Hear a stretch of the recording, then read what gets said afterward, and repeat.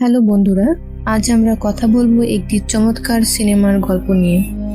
এটা কল্পনা করুন, একজন ব্যক্তি হঠাৎ করে নিজেকে সময়ের একটি অদ্ভুত চক্রে আটকে দেখতে পায়। সে যাই করুক না কেন বা যতই চেষ্টা করুক না কেন, সে বারবার একই রাতের পুনরাবৃত্তি করতে থাকে। প্রতিটি সিদ্ধান্ত, প্রতিটি মুহূর্ত আবার শুরু হয়। সে এক টাইম লুপে আটকে গেছে। কিন্তু এর সবকিছু শুরু হলো কিভাবে? আসল কারণ জানলে আপনি বাকরুদ্ধ হয়ে যাবেন। গল্পটি শুরু হয় একটি ছোট আরামদায়ক রেস্তোরাঁর ভেতর, একটি স্বাভাবিক সন্ধ্যায়। জায়গাটি রাতের খাবার উপভোগ করা লোকদের নিয়ে ভরা। কেউ জানে না এই রাতটি তাদের জীবনের দীর্ঘতম রাত হতে চলেছে। রেস্তোরাঁর মালিক আনা, যিনি নিজেই খাবার পরিবেশন করেন। তার গ্রাহকদের মধ্যে রয়েছে দুজন বন্ধু, শ্যাম এবং গ্যারি। তারা যখন খাচ্ছে, হঠাৎ টিভিতে ব্রেকিং নিউজ ভেসে ওঠে। তাদের শহরে একজন সাইকো কিলার ঘুরে বেড়াচ্ছে। সে ইতিমধ্যেই 10 জনেরও বেশি মানুষকে খুন করেছে। কিন্তু শ্যাম যা জানে না তা, সেই খুনি চার্লি ইতিমধ্যেই রেস্তোরাঁয় প্রবেশ করেছে। আজ রাতে সে যা খুশি করবে। আর তার চোখে এখন একটি নতুন লক্ষ্য খুঁজে পেয়েছে, আর সেটা হলো আনা। আনা তার দীর্ঘ শিফটের পর বাড়ি যাওয়ার জন্য রেস্তোরাঁর বাইরে পা রাখে, কিন্তু বাইরে আসার মাত্রই সে জমে যায়। চার্লি সেখানে দাঁড়িয়ে তার জন্য অপেক্ষা করছিল। চার্লি একটি বন্দুক বের করে জানালো যে সেই সাইকো কিলার। সে বলল, যদি তুমি বেঁচে থাকতে চাও তাহলে আমি যা বলি ঠিক তাই করবে। আনাকে বাধ্য হতে হলো। চার্লি তাকে জোর করে নিজের গাড়িতে তুলে নিল। কিছুক্ষণ পর তার ভেতরের কিছু একটা ভেঙে গেল। কোনো সতর্কতা ছাড়াই সে আনাকে ছুরি দিয়ে আঘাত করলো।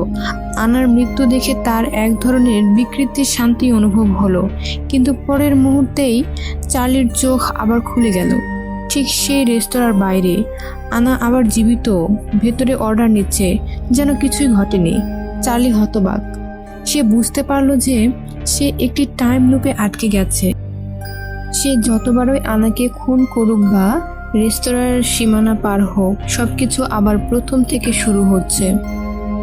লুপে আটকে থাকার কথা বুঝতে পেরে চার্লির ভয় এখন ক্রোধে পরিণত হলো। সে রেস্তোরাঁর ভেতরে ঢুকে চিৎকার করে বলল, আপনারা কি আমার সাথে খেলা করছেন? শ্যাম তাকে পেছন থেকে গুলি করলো, কিন্তু গুলি করার সাথে সাথেই আলো ঝিকমিক করে উঠল এবং সময় আবার গুটিয়ে গেল।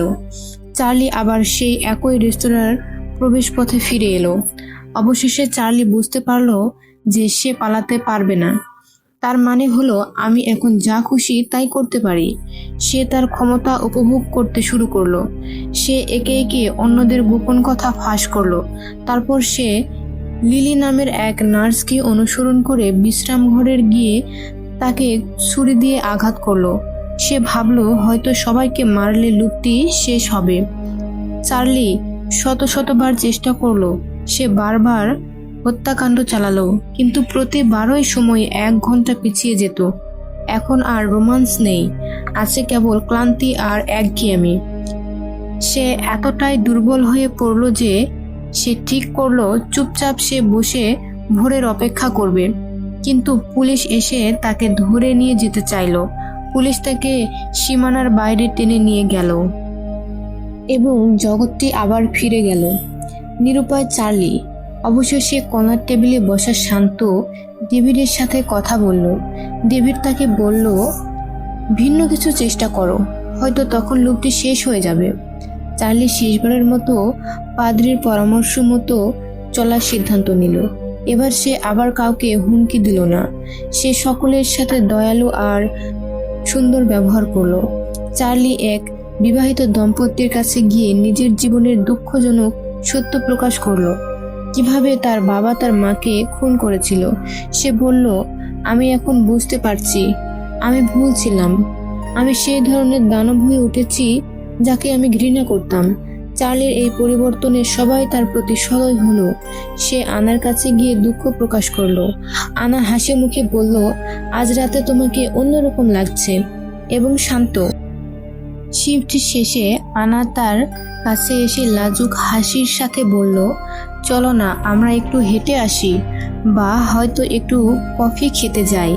চার্লি নিশ্চিত হয়ে গেল যে এবার সে শান্তি খুঁজে পেয়েছে, এভাবে টাইম লুপের শেষ হবে। কিন্তু তখনই সবকিছু ভেঙে যায়, আলো ঝিকমিকি করে এবং চার্লি নিজেকে একটি হাসপাতালের বিছানায় দেখতে পায়। ধাতব ট্যাগে লেখা ওয়েস্টফিল্ড সাইকিয়াট্রিক ইনস্টিটিউট। ডাক্তার এবং নার্সরা ঘরে প্রবেশ করে। তারা সেই একই মানুষ যাদের সে রেস্তোরাঁয় দেখেছিল। আনা এখন নার্সের পোশাকে। ডক্টর স্টিভেন ব্যাখ্যা করলেন, রেস্তোরাঁ, মানুষজন, টাইম লুপ, এর কোনোটিই বাস্তব ছিল না। ডক্টর স্টিভেন ঠান্ডাভাবে বললেন, অপরাধীরা করুণা পাবার যোগ্য নয়। সে 10 জনেরও বেশি মানুষকে খুন করেছে, তাকে এর মূল্য দিতে হবে। চার্লি চিৎকার করে অনুরোধ করল, দয়া করে আমাকে সেই লুপে আর পাঠিও না। সবই ছিল নিউরাল সিমুলেশন, হিংস্র অপরাধীদের মনকে সংশোধন করার একটি পরীক্ষা। আমি আর পারছি না। কিন্তু আনা শান্ত কণ্ঠে একটি সিরিঞ্জ নিয়ে এগিয়ে আসে। এটা শেষ হয়নি চার্লি, তোমাকে মূল্য দিতেই হবে, শুধু একবার নয়, চিরকালের জন্য। আনা ইনজেকশন দেওয়ার পর চার্লি আবার সেই একই রাতের শুরুতে ফিরে আসে।